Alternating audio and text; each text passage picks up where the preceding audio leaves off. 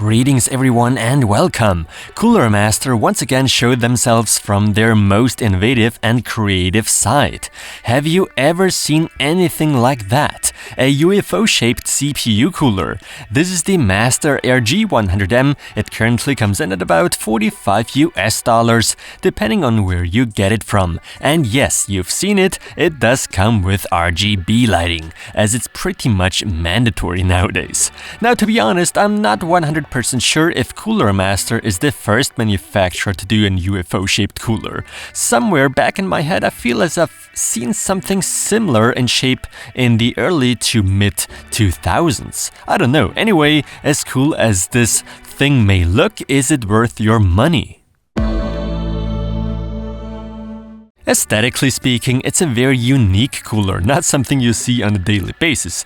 Definitely an eye-catcher there. The G100M is a low-profile top-low air cooler featuring a 92mm PWM RGB fan. Such type of a design does also cool surrounding components.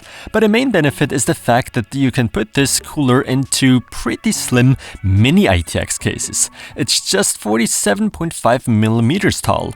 The build quality, as we're used to from Cooler Master, is actually pretty damn good, but due to its size, it's a rather lightweight cooler. The compatibility is looking great though, since all the latest as well as old sockets are fully supported. Of course, don't expect to mount this cooler onto a beefy TR4 Ryzen Threadripper socket. The included backplate, screws and whatnot for the installation are of decent quality, and the installation in itself is super simple in theory, but can be tricky at times depending on what motherboard you're dealing with. I personally had a hard time getting this one screw in place. As for the RGB lighting, you're getting this standard RGB connection that plugs into your RGB compatible motherboard. Should you, however, have an older platform, do not worry. Cooler Master is also including this small wired RGB controller for brightness control, colors and effects. Memory, you ask? Well, obviously my two installed modules fit perfectly. However, if you want to occupy all 4 slots, I would advise you getting low-profile RAM. Otherwise, you may run into clearance issues. Now, how's the cooling? Is it just spectacular looks, or is there actual cooling performance behind that G100M?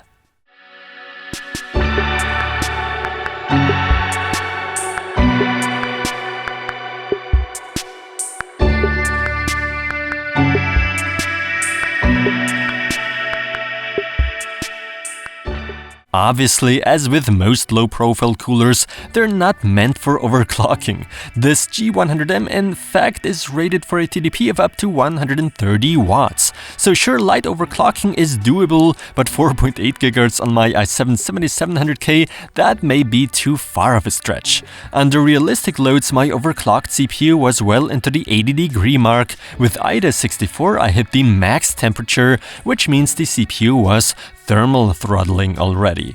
These kind of results did not come unexpected to me by all means. That's the thing with small low-profile top-low coolers. The main attraction, and probably why certain people would buy such a cooler, is because it's small, fits in their small builds therefore, and it looks spectacular.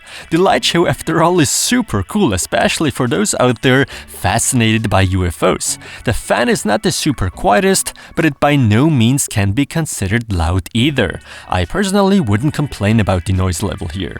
My only gripe here, besides the minor installation difficulties I had, is the price. $40 to $45 is a bit much, at least when judging price performance-wise.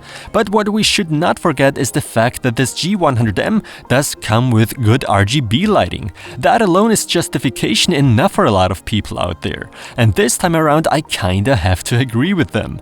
This is not a cooler you buy for performance, you buy to show off your unique build and transform it into something different, something that truly stands out. And this is the reason I do in fact recommend this MasterAir G100M by Cooler Master. I'm even giving it my Silver Award, even though a bunch of you will disagree. And as always, thanks for watching.